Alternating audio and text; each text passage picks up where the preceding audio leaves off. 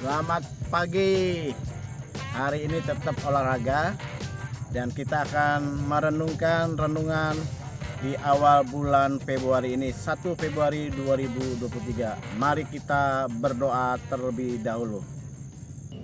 Bapa, kami bersyukur buat pagi hari ini, buat kesempatan yang Tuhan masih izinkan kepada kami, memberikan kekuatan, kesehatan, kemampuan untuk menjalankan hidup ini, bahkan usia yang Tuhan boleh tambahkan 1 hari lagi pada hari ini.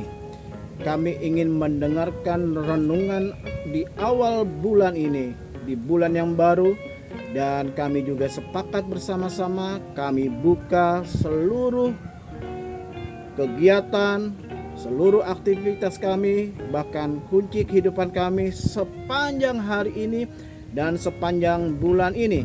Dan kami buka kunci berkat kami, rezeki kami untuk hari ini dan untuk sepanjang bulan ini. Amin. Bapak, Ibu, Saudara sekalian, kita bersyukur boleh berada di hari yang baru, di bulan yang baru, bersama dengan saya Eri, engkau rumah iman. Kita akan merenungkan firman Tuhan di awal bulan ini dengan renungan awal bulan. Bapak Ibu sekalian, perkataan adalah sarana ekspresi kita untuk menyatakan isi hati kita, untuk mengungkapkan apa yang ada di kepala kita, di pikiran kita. Ya, perkataan juga sebagai alat komunikasi kita dengan sesama kita, bahkan juga dengan makhluk hidup, entah itu tumbuhan, entah itu hewan, karena ada beberapa orang yang juga suka mengajak ngobrol hewannya, binatangnya, binatang peliharaannya atau tumbuhannya. Bapak Ibu sekalian, saya tidak bisa bayangkan kalau hidup ini tanpa perkataan. Saya akan membayangkan dunia ini akan menjadi sepi karena tidak ada perkataan-perkataan, ucapan-ucapan yang kita dengar.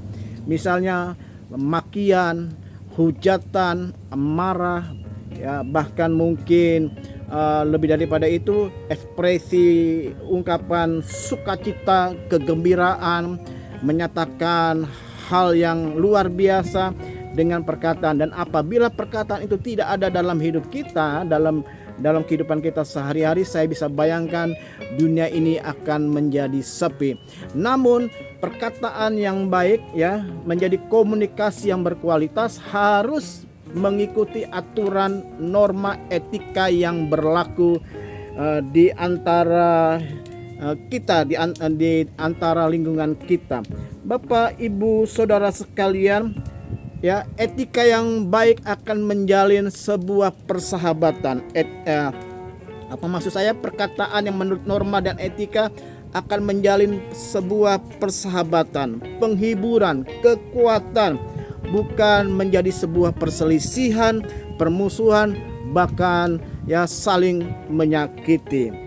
Di dalam Yesaya 50 ayat yang keempat, Yesaya 50 ayat yang keempat berkata, Tuhan Allah telah memberikan kepadaku lidah seorang murid, supaya dengan perkataan aku dapat memberi semangat yang baru kepada orang yang letih lesu. Setiap pagi ia mempertajam pendengaranku untuk mendengar seperti seorang murid. Hari ini kita sebagaikan seorang murid yang sedang dibersihkan telinga kita, dipertajam, ya, dipertajam pendengaran kita supaya, ya, kita mendengarkan seperti seorang murid dari hal yang Tuhan sampaikan kita sebagai seorang murid, maka akan keluar lidah seorang murid yang memberikan perkataan, membuat semangat baru kepada mereka yang letih lesu. Bapak Ibu sekalian, jadi kita harus belajar untuk menjaga perkataan kita. Seperti tadi saya berdiri di depan tiang gawang sepak bola, ya, sedang menjaga agar bola tidak membobol tiang gawang saya. Begitu juga dengan hidup kita harus menjaga perkataan kita. Bapak Ibu Saudara sekalian, saya pun sedang belajar, terus belajar untuk bisa memperkatakan yang baik dan bisa membangun orang yang mendengarnya. Mungkin saya tidak mengucapkan kata-kata kotor, kata-kata kebun binatang, kata-kata hujatan, perkataan-perkataan yang kasar, tetapi seringkali perkataan saya itu tidak dengan ucapan yang kasar atau dengan kata-kata kebun binatang, tetapi perkataan saya bisa menyakiti orang lain. Perkataan saya dengan intonasi yang tinggi, sebenarnya saya tidak marah, tapi karena intonasinya seakan-akan saya marah, membuat orang di sekitar saya terluka, membuat istri saya, anak saya terluka, rekan-rekan saya terluka. Oleh sebab itu saya pun sedang belajar untuk menjaga perkataan saya. Kita harus menjaga ucapan perkataan kita. Dalam Mazmur 34 ayat yang ke-14, Mazmur 34 ayat yang ke-14, jagalah lidahmu terhadap yang jahat dan bibirmu terhadap ucapan-ucapan yang menipu. Jagalah lidahmu. Jadi memang kita harus menjaga lidah kita, Nah, bagaimana cara kita menjaga lidah kita, menjaga perkataan kita? Yang pertama menahan diri. Menahan diri. Dalam Mazmur 39 ayat yang ke-1, Mazmur 39 ayat yang ke-1 dikatakan begini untuk pemimpin biduan, untuk Yedutun Mazmur Daud. Pikirku, aku hendak menjaga diri supaya jangan aku berdosa dengan lidahku. Aku hendak menahan mulutku dengan kekang selama orang fasik masih ada di depanku.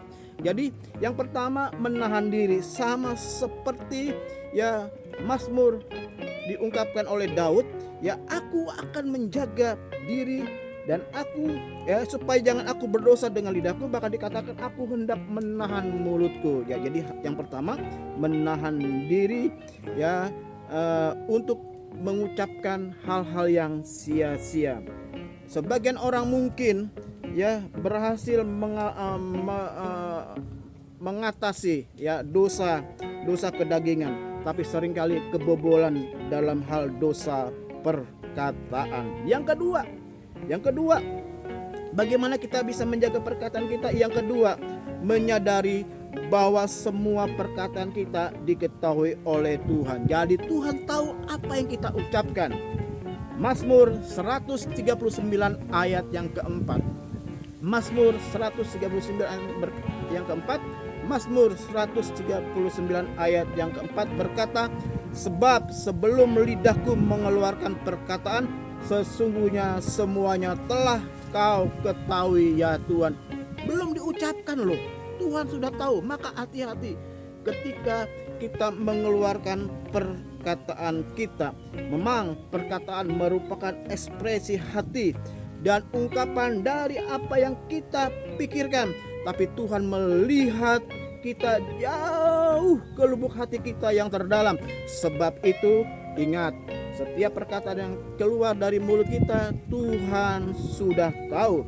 Yang ketiga, bagaimana cara untuk menjaga perkataan kita? Yang ketiga, mari kita ucapkan perkataan firman dan puji-pujian. Untuk menjaga perkataan kita, maka yang harus keluar adalah ucapan firman dan pujian bagi Allah.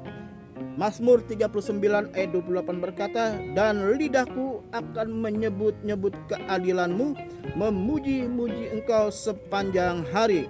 Itu Mazmur 35 ayat 28, Mazmur 37 ayat 30, Mazmur 37 ayat 30 berkata, mulut orang benar mengucapkan hikmat dan lidahnya mengatakan hukum. Jadi untuk menjaga perkataan kita, yang ketiga dengan ucapan firman Tuhan, dan lebih baik dengan puji-pujian bagi Tuhan. Itu cara yang efektif menjaga perkataan kita, yaitu ucapkan firman Tuhan dan ucapkan pujian bagi Tuhan. Yang keempat, agar perkataan kita ini benar-benar terjaga, yang keempat, menyelaraskan perkataan dengan perbuatan. Jadi perkataan dengan perbuatan harus selaras. Kalau ini kita lakukan, maka kita bisa menjaga lidah kita, ya, menjaga perkataan kita. 1 Yohanes 3 ayat yang ke-18. 1 Yohanes 3 ayat yang ke-18 berkata, "Anak-anakku, marilah kita mengasihi bukan dengan perkataan atau dengan lidah, tetapi dengan perbuatan dalam kebenaran." Jadi agar perkataan kita ini terjaga, selaraskanlah perkataanmu dengan perbuatanmu. Itu saja yang saya ingin sampaikan di awal bulan yang baru. Ya, mungkin dikatakan Februari bulan kasih sayang, karena tanggal 14 Februari seringkali orang merayakan sebagai hari kasih sayang, hari Valentine. Tetapi hari kasih sayang itu bisa diungkapkan dengan perkataan yang baik, perkataan yang membangun, perkataan yang menghibur. Dan harus kita jaga perkataan kita ini. Sama seperti saya juga sedang belajar, ada 4 hal yang saya sampaikan pada pagi hari ini. Kiranya renungan awal bulan di bulan Februari 2023 ini menjadi berkat bagi Bapak, Ibu, Saudara sekalian. Kita berdoa. Kami bersyukur buat hari yang baru, bulan yang baru. Jaga lidah kami baik-baik Tuhan. Roh Kudus menjaga kami, dan kami melakukan 4 hal ini agar perkataan kami menjadi perkataan yang baik dan membangun. Berkati mereka yang sedang sakit, kami berkata dengan iman, dengan ucapan yang baik. Mereka yang sakit boleh disembuhkan, boleh dapat kekuatan baru, dipulihkan kesehatan. Yang letih lesu, Tuhan berikan kekuatan yang baru. Yang patah semangat, dalam nama Yesus kami ucapkan mereka semangat yang baru. Mereka yang sedang punya pergumulan, dalam nama Yesus juga mereka boleh mengalami kelepasan. Terima kasih buat hari ini, buat berkat Tuhan yang Tuhan berikan bagi kami sekalian. Haleluya, amin. Kita jumpa hari Kamis pukul 8.30 dalam pujian penyembahan di tengah minggu. Lalu hari Senin kita kembali dalam renungan awal minggu pukul 8.30. Mari kita tetap semangat. Yang senang olahraga, saya tadi lari pagi kelilingi lapangan sepak bola dekat ladang saya. Puji Tuhan, tetap sehat. Dan saya hampir setiap hari ya jalan kaki setelah ngantar anak saya. Ya, target saya ya minimal 5 km saya bisa tempuh. Syukur-syukur saya pernah sampai 8-10 kilo. Ya, tetap semangat ya. Tuhan Yesus memberkati. Sampai jumpa. Tetap dalam berkat Tuhan. Salam.